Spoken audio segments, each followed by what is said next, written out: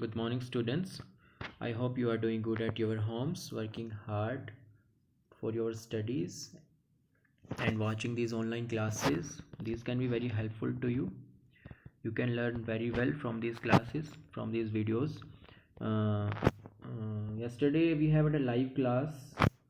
Okay, I hope all of you have attended that class, and I have also posted that video on my channel too, so you can watch all the videos in sequence. I have also written parts, part 1, part 2, so watch all the videos. Okay, so in live class we studied about transport system. Okay, today we shall revise that a little bit and proceed further. You have this PPT. Okay, so after watching video you must go through this PPT and learn it. So जो भी हमने कल की class में पढ़ा था हम उसको एक बार फिर से बाय दिस PPT रिवाइज करते हैं फटाफट से. Okay, so transportation.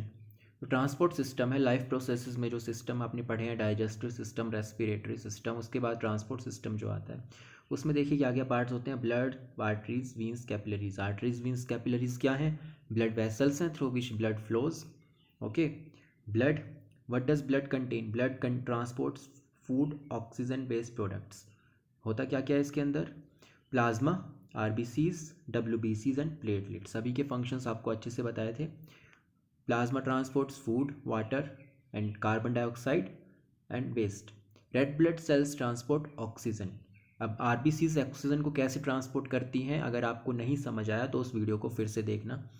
White blood cells kills harmful microbes, protects the body. Platelets help in clotting of blood. ठीक है. Arteries, veins, capillaries through which blood flows. Arteries carry pure blood from the heart to all parts of body. From heart to all parts. Thick walled होती हैं arteries, और वीन्स जो होती हैं वो thin walled होती हैं. ठीक है, मैं अभी आपको बहुत शॉर्ट में बता रहा हूँ इसलिए क्योंकि ये ऑलरेडी आप लास्ट क्लास में पढ़ चुके हो लाइव क्लास में. So it's just a revision. One thing is more, arteries veins में जो डिफरेंस होता है, arteries are thick walled and veins are thin walled. Okay, so ऐसा क्यों होता है? आर्टरीज की वॉल थिक क्यों होती है? क्योंकि आपने पढ़ा है आर्टरीज की डायरेक्शन क्या होती है, from heart to all parts. Okay, and आपने ये भी पढ़ा है कि आर्टरीज में ब्लड प्रेशर बहुत ज़्यादा फ्लो करता है, ब्लड प्रेशर बहुत ज़्यादा होता है ना. So walls of arteries are very thick because blood pressure is very high. अगर वॉल थिक नहीं होंगी, थिन होंगी, तो हो सकता है ब्लड आर्टरीज से बाहर आ जाए, आर्टरीज कोलैप्स कर जाए.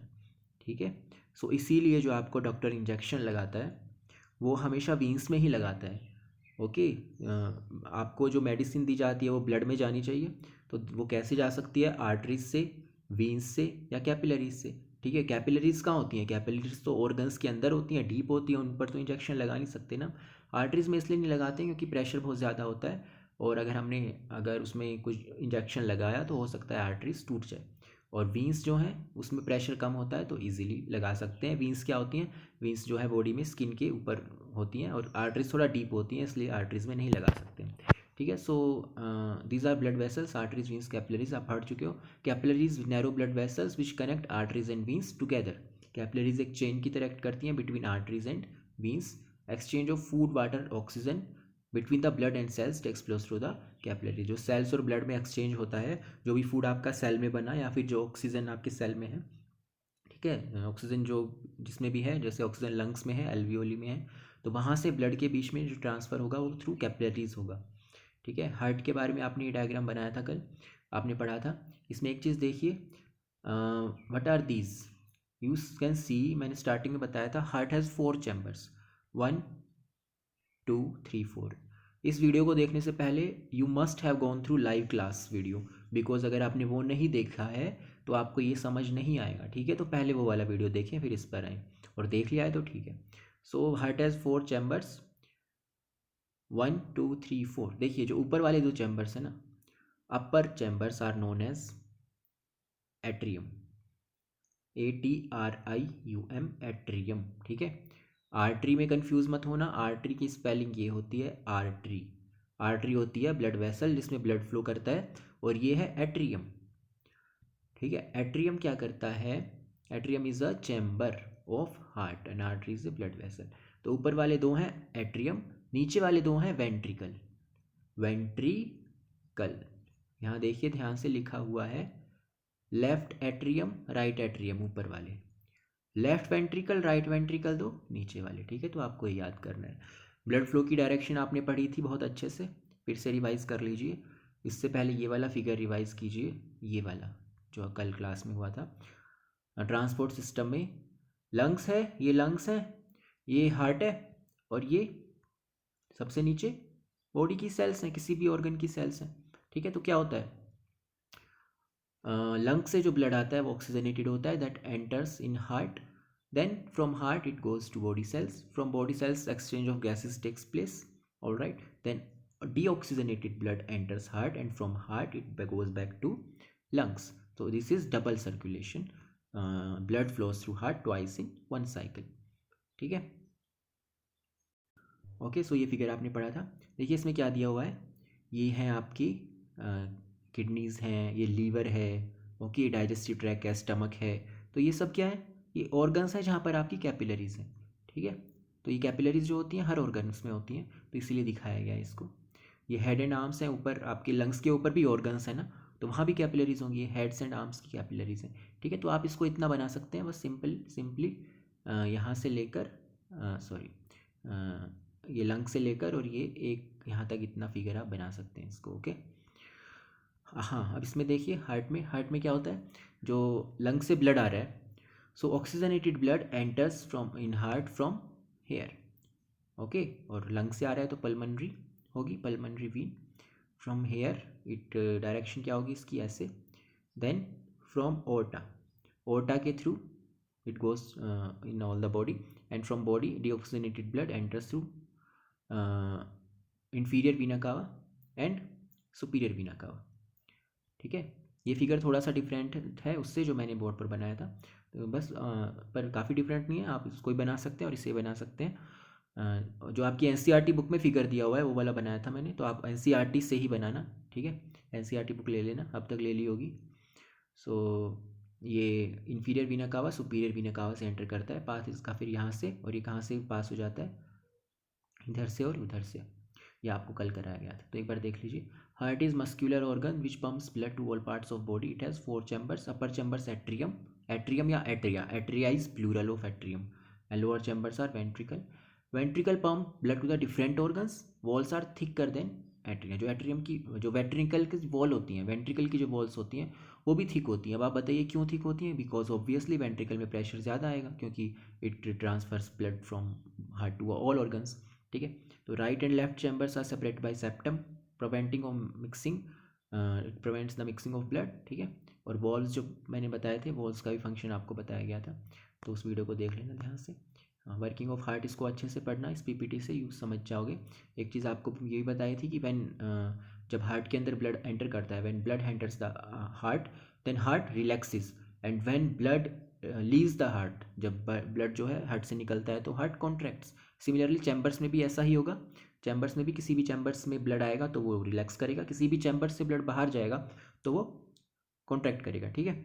तो आप इस वर्किंग को देखिए एक बार। When the left atrium, atrium आपको पता है, when the left atrium relaxes, oxygenated blood from lungs flows into it through pulmonary vein. When it contracts, left ventricle expands and blood flows into it. Then left ventricle contracts and oxygenated blood is pumped out through the aorta to all parts of body, ठीक है। After circulating through all parts of body, deoxygenated blood enters right atrium. ये पूरी process आपको कल बताई गई थी, आप समझ गए होंगे, ये सिर्फ मैं रिवाइज करा रहा हूँ थोड़ा सा। When the right atrium contracts, right ventricle expands। आप इसी कॉन्ट्रैक्शन एक्सपेंशन ना भी लिखें तो कोई बात नहीं, आपको मेन चीज़ें क्या क्या लिखनी है, एक तो आपको लिखनी है डायरेक्शन क्या है ब्लड की, ठीक है। दूसरी डायरेक्शन चीज़ है ब्लड वेसल कौन सा है, कौन से वेसल से फ्लो कर रहा है, ठीक है। और तीसरा ब्लड का टाइप क्या है, ऑक्सीजनेटेड है या डीऑक्सीजनेटेड है। ये 3 चीज़ें आपको इस एक्सप्लेनेशन में लिखनी है, ठीक है। The right ventricle contracts, blood pumped to the lungs through pulmonary artery. In the lungs, carbon dioxide is removed, oxygen is absorbed, and oxygenated blood enters left atrium. वही प्रोसेस रिपीट हो जाती है। Blood flows through heart twice in one cycle. It is called double circulation, ठीक है। तो यहाँ तक का आपका कल का रिवीजन छोटा सा हुआ है, तो अब हम आगे प्रोसीड करते हैं। देखिए आपने पढ़ा ब्लड का कितना इंपॉर्टेंट रोल होता है, आपने पढ़ा था, ठीक है। ब्लड का रोल जो होता है दैट इज ट्रांसपोर्टेशन। ब्लड के साथ साथ एक और फ्लूइड होता है आपकी बॉडी में that helps in transportation, that is called lymph. ये लिम्फ, ये वाला, ओके। तो ये लिम्फ क्या होता है, आपने पढ़ा कि जो ब्लड फ्लो करता है सेल्स में दैट फ्लोज थ्रू कैपिलरीज, ठीक है। तो समटाइम्स क्या होता है, sometimes blood escapes from the capillaries, capillaries से जो ब्लड होता है थोड़ा सा निकल जाता है और वो स्टोर हो जाता है, रह जाता है कहाँ पर, इंटरसेल्यूलर स्पेस में, जो सेल्स के बीच में स्पेस है, सेल्स के बीच में जो स्पेस है वहाँ पर वो रह जाता है इसमें। तो देखिए, इट इज़ फॉर्म्ड, जो लिम्फ होता है it is formed from the plasma which escapes from the capillaries, ठीक है। और लिम्फ का जो कलर होता है वो कुछ नहीं होता, कलरलेस होता है, it is found in intercellular space. और लिम्फ जो होता है वो भी जैसे ब्लड कैपिलरीज होती हैं ऐसे लिम्फेटिक कैपिलरीज होती हैं जो कि ब्लड वेसल, लिम्फ वेसल्स का काम करती हैं। और ये लिम्फ जाकर कहाँ मिलता है, वीन्स में मिल जाता है, और वीन्स में मिल जाएगा लिम्फ तो फिर वो ब्लड में भी मिल जाएगा और ब्लड में ट्रांसपोर्ट कर देगा, जो भी क्या क्या ट्रांसपोर्ट करेगा, lymph transports digested fats and excess fluids from intercellular space into blood, ठीक है। ये इसका मेन फंक्शन होता है। सेकंड फंक्शन जो है लिम्फ का होता है कि इट किल्स जर्म्स, जो भी जर्म, जैसे डब्ल्यूबीसी में आपने पढ़ा था, डब्ल्यूबीसी पढ़ा था ना, डब्ल्यूबीसी का फंक्शन याद कीजिए क्या था लाइव क्लास में, it protects the body against diseases. तो सिमिलर फंक्शन होता है, it kills germs and protects the body, ठीक है। तो ये लिम्फ का इतना ही पोर्शन है आपके सिलेबस में। सो देखिए एक और चीज़, आपने एक चीज़ पढ़ी हार्ट में कि heart has how many chambers, 4। क्यों होते हैं इतने चैम्बर्स, और ये सेप्टम क्यों होता है, और इतने वॉल्स, इतना कॉम्प्लेक्स क्यों है ये, क्योंकि वी आर, देखिए हमें ऑक्सीजन की रिक्वायरमेंट है बहुत ज़्यादा, humans require large amount of oxygen because humans को एनर्जी भी ज़्यादा चाहिए। और एनर्जी ह्यूमन्स को कहाँ से मिल रही है, फूड से, लेकिन फूड से एनर्जी कैसे मिल रही है, ऑक्सीजन से, ठीक है, जो कि सेलुलर रेस्पिरेशन रिएक्शन है, मैंने आपको बार बार बताई है, C6H12O6+O2। तो इन दोनों से मिलकर आपको एनर्जी मिलती है ना। So human beings require high amount of energy, so they need high amount of oxygen।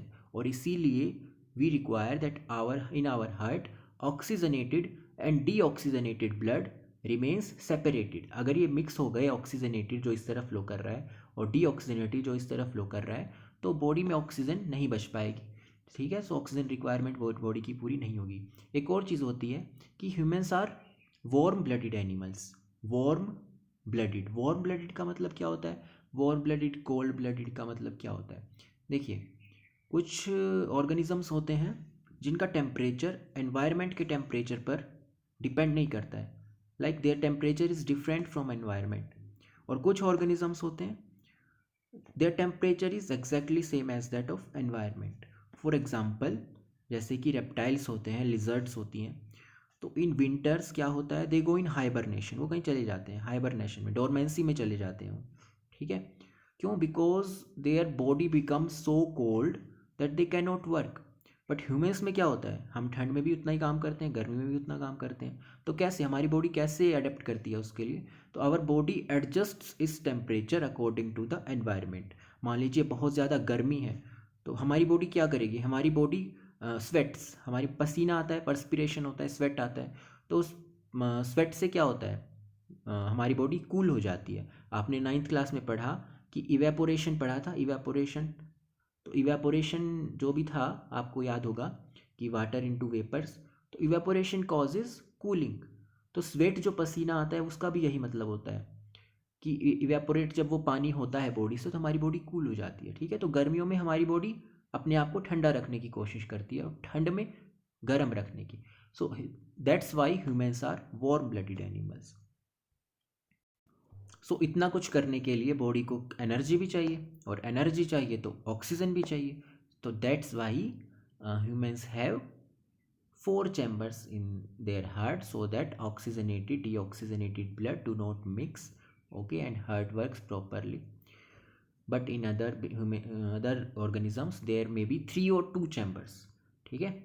सो जो रेप्टाइल्स होते हैं, एम्फीबियंस होते हैं, उनमें 3 चैम्बर्ड हार्ट होता है, ठीक है। फिशेस में सिर्फ 2 चैम्बर्ड हार्ट होता है। तो उसके बारे में देखिए एक बार छोटा सा, हाँ। हार्ट इन मैमल्स, मैमल्स में हम आ गए ह्यूमन बींग्स। बर्ड्स अलग होते हैं, बर्ड्स में भी 4 चैम्बर्स होते हैं, ठीक है, एंड ठीक है, और ह्यूमन्स में भी 4 चैम्बर्स होते हैं। एम्फीबियंस रेप्टाइल्स में क्या होता है, 3 चैम्बर्स होते हैं, and allows some mixing of deoxygenated and oxygenated blood because they do not use energy to maintain their body temperature. वो कोल्ड ब्लडेड होते हैं, so they do not require energy to maintain their body temperature. So some oxygenated blood mix हो जाए deoxygenated से तो कोई ज़्यादा फर्क नहीं पड़ता। हार्ट इन फिशेज में 2 चैम्बर सेट होते हैं और blood is oxygenated in gills. ये अलग अलग का वो दिखाया हुआ है, आप देखिए ह्यूमन्स का कौन सा होगा इसमें, जिसमें 4 चैम्बर्स होने चाहिए, ये 4 चैम्बर्स है ना, तो ये ह्यूमन्स का है। 3 चैम्बर्स हैं तो ये किसका है, रेप्टाइल्स और एम्फीबियंस का है, ठीक है। ओके, सो अभी तक आपने पढ़ा transportation in human beings. Human beings में ट्रांसपोर्ट किससे हुआ, ब्लड से, हार्ट से। प्लांट्स में कैसे होगा बताइए, प्लांट्स में ब्लड होता है क्या, नहीं होता, प्लांट्स में खून नहीं होता, प्लांट्स में ना हार्ट होता है, प्लांट्स में कोई दिल भी नहीं धड़कता, फिर प्लांट्स में कैसे हो जाता है सोचिए। देखिए, जैसे ब्लड वेसल्स में फ्लो करता है, ओके, वैसे ही प्लांट्स में भी टिश्यू होते हैं। आपको याद आएगा नाइन्थ का, अगर आपने अच्छे से पढ़ाई की है नाइन्थ में, जाइलम एंड फ्लोएम। तो इस नीम का पूरा नेटवर्क होता है ट्री में, रूट से लेकर, एक ट्री दिखाता हूँ आपको, ये आपका ट्री है, तो देखिए जाइलम और फ्लोएम रूट से लेकर और लीव्स तक पूरा नेटवर्क होता है। सो बाय दीज वेसल्स, वेसल्स नहीं है एक्चुअली टिश्यूज़ हैं, वेसल्स इसलिए बोल रहा हूँ कि आपकी कंपेयर करने के लिए ब्लड से। So in plants through xylem and phloem water and food is transported. आप याद रखिए, फ्लोएम जो है वो फूड को ट्रांसपोर्ट करेगा, दोनों फर्स्ट से स्टार्ट हो रहे हैं, तो फ्लोएम फूड और xylem, xylem water and nutrients. Okay, nutrients कहाँ से मिल रहे हैं प्लांट को, सॉइल से, है ना, और वाटर भी सॉइल से मिल रहा है जब हम सॉइल में पानी डालते हैं। और फूड कहाँ से मिल रहा है, फूड फोटोसिंथेसिस से मिल रहा है, तो फूड कहाँ होगा, लीव्स में होगा। तो आप खुद सोचिए कि जो फूड है वो लीव से और रूट्स तक ट्रांसफ़र होगा, ठीक है, लीव से और रूट तक, लीव से स्टार्ट होगा, और जो वाटर एंड मिनरल्स हैं वो रूट से लीव्स तक जो है जाएंगे, ठीक है। तो कैसे प्रोसेस होती है ये, आप पहले जाइलम के बारे में कुछ बताइए। जाइलम में आपने पार्ट्स पढ़े पढ़े थे नाइन्थ में, xylem parenchyma, fibres, tracheids and vessels, है ना। सो जाइलम में ट्रैकीड्स का जो है रोल मेन होता है, ठीक है। ये ट्रैकीड ऐसा पढ़ा था आपने नाइन्थ क्लास में, ये ट्रैकीड। तो ये एक नेटवर्क है, एक वे है जिससे water and transport minerals transport होता है, ठीक है, ट्रैकीड्स एंड वेसल्स। सो होता क्या है कि देखिए पानी नीचे से ऊपर कैसे जाएगा, कौन चीज़ खींचेगी इसको, सोचिए। आपने नाइन्थ में पढ़ा है ट्रांसपिरेशन, चलो अब आपको समझ आएगा। ट्रांसपिरेशन सोचिए, ट्रांसपिरेशन तो बहुत 6th क्लास में भी होता है। तो ट्रांसपिरेशन क्या था आपको पता है, तो उसी बेस पर जो है पानी ऊपर से नीचे जाएगा। आप थोड़ा सोचिए कि transpiration is the loss of water from leaves.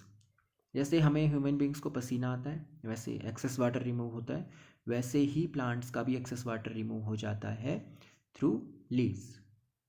Leaves में आपने पढ़ा स्टोमेटा, वहीं से जो है वाटर एंड गैस रिमूव होती है, तो वाटर वहाँ से रिमूव हो जाता है। Okay, okay, so this transpiration helps in pulling water from root to leave. आप इसको ऐसे समझिए, एक it's kind of a pull, खिंचाव है, ये पुल है।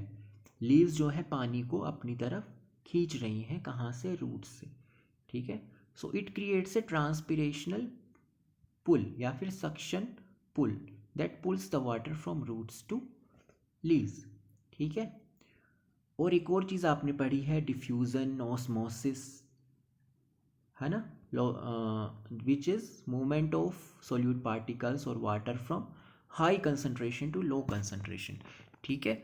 सो वो फिजिकल फैक्टर हुआ कि जहाँ पानी कम होगा वहाँ पानी चला जाएगा, from high concentration to low concentration. लेकिन बेसिक इसका जो रूल होता है, जो बेसिक रीज़न है इसका, मेन रीज़न है वो ये है कि ट्रांसपिरेशन पुल, सक्शन पुल। अब आप इसको ध्यान से देखिए, हम आपको इसको थोड़ा और डीप में पढ़ते हैं, थोड़ा और डिटेल में पढ़ते हैं। वैसे इतना याद रखना काफ़ी है, लेकिन आपको कॉन्सेप्ट पूरा समझ आना चाहिए। कि देखिए ये क्या दिखाई हुई है, सोइल, ये है root. Actually what happens inside soils there are ions. Ions होते हैं, न्यूट्रिएंट्स होते हैं। स्टार्टिंग में आयंस है, रूट्स में क्या है, रूट्स में अभी कुछ नहीं है, ठीक है, रूट्स में अभी नहीं है। Okay, so first of all ions move from soil to roots. Soil to roots ion move करेंगे, ठीक है। फिर pressure difference, concentration difference create होगा। ओके, आयंस कहाँ ज़्यादा हो जाएंगे, रूट्स में आयन ज़्यादा हो जाएंगे और सॉइल में कम हो जाएंगे। और वाटर कहाँ ज़्यादा होगा, सॉइल में वाटर ज़्यादा होगा और रूट्स में कम होगा, ठीक है। And water moves from high concentration to low concentration. In this way water moves from roots to leaves, sorry roots, soil to roots, sorry, soil to roots. In this way water moves from soil to roots. Okay, अब roots में पानी पहुंच गया, then it by transpirational suction pull it reaches to leaves. So एक बार फिर से देखिए क्या मैंने बताया, inside soil there are ions. Okay, अब देखिए कोई भी ट्रांसपोर्ट होता है वो दो तरीके से होता है, one is active, second is passive. अब पैसिव ट्रांसपोर्ट तो हो गया जो आपने ऑस्मोसिस और डिफ्यूजन पढ़ाया, from high concentration to low concentration, simple. लेकिन एक्टिव क्या है, एक्टिव का मतलब है the transports which uses energy. Energy मतलब एटीपी, ठीक है। So the transports that happens by use of ATP, that is called active transport, ठीक है। So osmosis diffusion तो क्या हो गया, पैसिव, और एक्टिव ट्रांसपोर्ट क्या हो गया, by use of energy. So xylem की वर्किंग में आप ट्रांसपोर्ट ऑफ वाटर की वर्किंग में आप ये लिखोगे, फर्स्ट पॉइंट तो आप ट्रांसपिरेशन लिखोगे, ठीक है, समझोगे।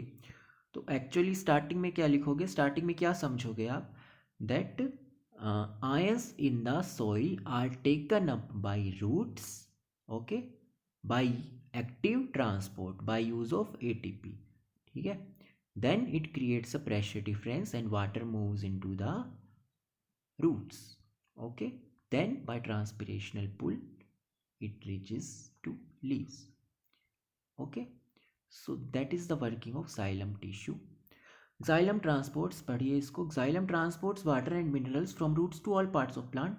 It consists of vessels and tracheids. Water and minerals enter the roots by active transport, not diffusion. It is written wrong. Active transport, active transport, इसको आप अपनी पीपीटी में सही कर लेना। वाटर एंड मिनरल्स, वाटर तो होता है डिफ्यूजन से ही, ठीक है। आप इसको एनसीईआरटी से पढ़िएगा, ये जो है ये पीपीटी में इतना एक्सप्लेनेशन से नहीं दिया हुआ है, तो आप इसको एनसीईआरटी से पढ़िएगा कि water and minerals enter the roots by diffusion, first by active transport then diffusion, उसके बाद transpiration suction force helps in upward movement of water and minerals, ठीक है। आप इसको भी शॉर्ट में याद रख सकते हैं, इसको सही है, ओके। तो जाइलम टिश्यू ये था। फ्लोएम पढ़ते हैं। फ्लोएम में मैंने क्या बताया था, फ्लोएम क्या ट्रांसपोर्ट करता है, फूड, फ्लोएम फूड। फ्लोएम के पार्ट्स आपको याद है, सीव tubes, companion sales, सीव tubes companion sales आपको याद है, ठीक है। तो सीव ट्यूब्स का मेन रोल होता है, कंपेनियन सेल्स इसकी कंपेनियन होती हैं, इसकी फ्रेंड होती हैं, हेल्प करती है सीव ट्यूब की। तो होता क्या है देखिए, अब हमें इसी प्लांट पर आ जाइए आप। ये तो हमने वाटर की वर्किंग में पढ़ा था। अब देखिए फूड में क्या होता है, फूड लीव्स में है, फूड कहाँ है, इधर है फूड, लीव्स के ऊपर, लीव्स में क्लोरोप्लास्ट जो बना है। अब उस क्लोरोप्लास्ट फूड्स जो लीव्स से हमें फूड को पूरी वाटर में, प्लांट में ट्रांसफ़र करना है, तो वो कैसे होगा। अब इसमें तो कोई ट्रांसपिरेशनल पुल, सक्शन पुल लग नहीं रहा, तो दैट वो कैसे होगा, देखिए व्हाट हैपन्स कि by use of active transport means ATP, by use of ATP food in leaves enters phloem. जब फ्लोएम ट्रांसपोर्ट कर रहा है फूड, तो पहले फ्लोएम को भी तो चाहिए, तो पहले एक्टिव एनर्जी का यूज़ करके लीव फ्लोएम में पहुंच गया। After that very simply by passive transport means by diffusion, ठीक है, by diffusion the food reaches from phloem to all parts of plant. ठीक है, आपने पढ़ा है कि वाटर कैसे मूव करता है, हाई कंसंट्रेशन से लो कंसंट्रेशन। ऐसे ही सॉल्यूट पार्टिकल्स, मान लीजिए ये वेसल है, 2 वेसल्स हैं आपके, ठीक है, एक में पानी ज़्यादा है, दूसरे में पानी कम है, ठीक है। तो एक में जो है सॉल्यूट पार्टिकल कम है और सॉल्यूट पार्टिकल ज़्यादा है, कहने का मतलब एक में कंसंट्रेशन ज़्यादा है और एक में कम है। सो वाटर मूव करेगा कहाँ से, high concentration to low concentration, और दोनों का कंसंट्रेशन इक्वल हो जाएगा। उसी तरीके से फ्लोएम भी जो है फूड को ट्रांसपोर्ट इसी बेसिस पर करता है, movement of water from high concentration to low concentration. Phloem transports food from leaves to other parts of plant. This process is called translocation. वो वाटर में था ट्रांसपिरेशन, ये है ट्रांसलोकेशन। ट्रांसपिरेशन इज आपको पता ही है, और translocation phloem, by phloem transport of food, ठीक है। So phloem consist of sieve tubes, companion cells. Food from the leaves is transfer to the phloem, यहाँ phloem, by energy of ATP molecules. Due to osmotic pressure water enters the phloem and helps in transport of food. Okay, so इसको revise कीजिएगा। You study this from PPT, and if you have NCERT book, you must go through it.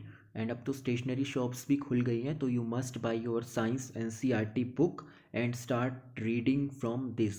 First of all, watch these videos, my classes, go through this PPT file and read NCERT book.